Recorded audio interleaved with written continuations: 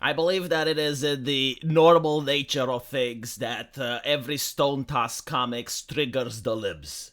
So if you're at the Thanksgiving dinner with a member of your family that's a liberal, and you whip out your phone and you show him any Stone Toss comic, he'll be like, World War II, World War II, the Germans and the Russians, World War II, right? So it's kind of like that. Now, this one in particular doesn't trigger the libs. It triggers everyone else, it seems, because I looked at the comment section. The libs aren't triggered. The libs are happy. It's like, see, it's happening to you now. How do you feel? And so it is a crime against humanity, this particular comic. How can we allow? Why are we allowing? How do we allow? All jokes aside, I do want to see why it misses.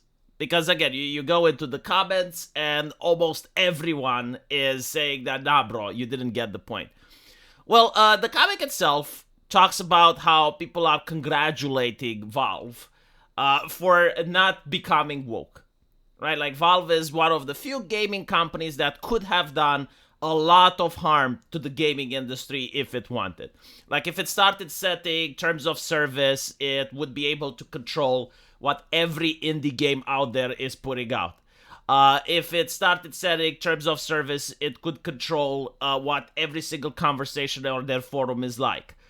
They would have the power to basically police your speech, to record your speech in order to use it for AI trading. They could do a lot of harm. Now, I don't know if they're not going to do it in the future, or, as I like to say, if they did something without my knowledge, they also did it without my consent.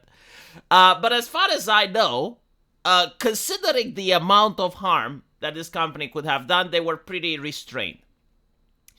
And so Stone Toss comic is saying, no, actually, this company wasn't based, because if you look at 2004, like, they had diversity in Half-Life.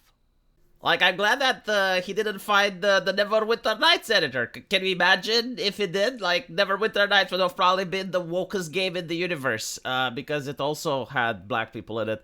And it had midgets and ugly people and even disfigured individuals. But it was a horror show, right? Like, you can trace back the wokeness before everyone knew it. It was in Neverwinter Nights. Probably even before that. Probably even Baldur's Gate 2. Baldur's Gate 2 faced with the same... See, like, the woke were always here, like the aliens. They were always among us. But now we have managed to finally find them, and it's good that we're pointing them out.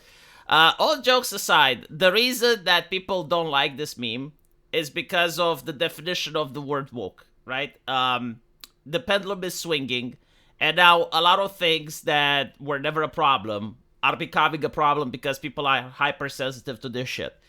And I assume it's going to take 1 or 2 years until things get normalized and we return to a previous schedule than whatever this is now.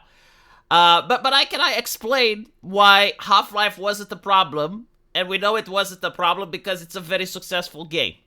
Right? Like, the problem with wokeness is that people fail to understand that is the ideological car, which can be like religious in nature or identity politics or whatever, that right now is driving next to the entertainment car. And the entertainment car is larger, bigger. It used to have, like, the people from the Bush era crashing into it with their satanic panic. And as they crashed into it, the entertainment car went with Obama for a little bit. And then the social justice activists crashed into the entertainment car. And now we're back where we started. And so there are a lot of people that genuinely care about entertainment. They don't care about anything else. The problem with ideological zealots, regardless of what the ideology is that they cannot make entertainment.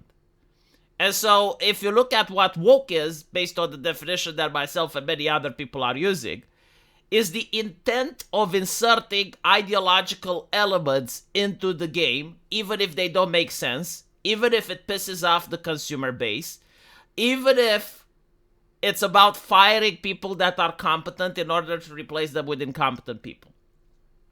And so if you look at Half-Life, like, why does Half-Life have diversity? Well, it probably has diversity because it came into a time where resources were limited, and so when creating the scientists, it was very easy to do a couple of palette changes, of skin color swaps, and then you have like a wide range of scientists. And one of the popular scientists was black, right? And they used that character in order to make the character for Half-Life 2. And it's not the intent to try and change society, to change perceptions. It's like, hey, black people can be scientists too, and we need to show this into a video game because otherwise nobody would know. It's not that the character is now perfect in everything that they do, in every action, they embody perfection.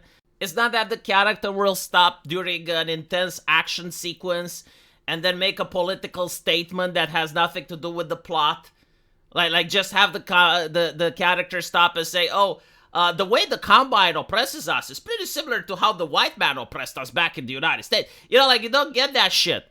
That is what wokeness is the intent of lecturing the player, the intent of making these changes, not because of the game being better with these changes, not because of resource constraints, not because just the author felt like putting these characters in.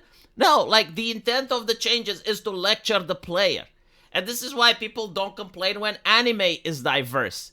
Like, for instance, Attack on Titan has gender-ambiguous characters, it's got black people in it, it's got lesbians in it, probably has gay people in it, but they treat the subject matter by integrating it within the universe, by not making it preachy, by not making it so that the show is lecturing the viewer, and on top of that, the anime is entertaining.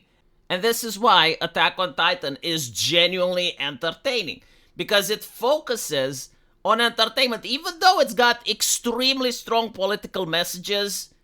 And you can even say that the whole conversation with social justice versus patriotism and all of that is actually treated in the anime.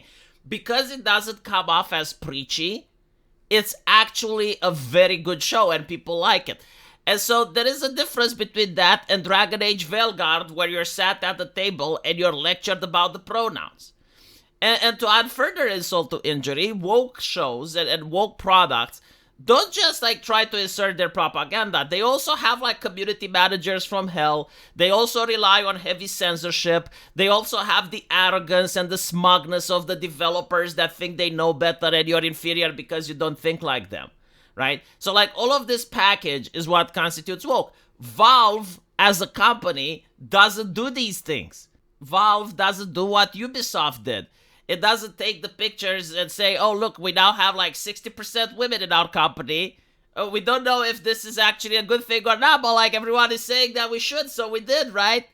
And I don't see Valve talking about how they have transgender bathrooms now like Blizzard does. I don't see Valve saying how they're going to call the cops on people that do banter on Steam. And so this is why people aren't saying that it's woke and people are saying that it's based. Because it doesn't do these things. It's the same company it used to be. And as long as Gabe Newell is in charge, hopefully it will remain the same. And it has resisted a lot of peer pressure. Like recently, the ADL was freaking out because Valve has Pepe the Frog memes. And was trying to say that it's an anti-Semitic company. And it even got summoned to the American Senate to explain for this. And so Valve is actually standing strong. You know, like, okay, fine, you're the type of person that wants to see Aryan characters in all your video games. Well, Valve may not be perfect, and it may not be that company, but compared to all the others, yeah, I think it's pretty fucking based. So let me know what you guys think, and as usual, I will see you in the comment section. Take care.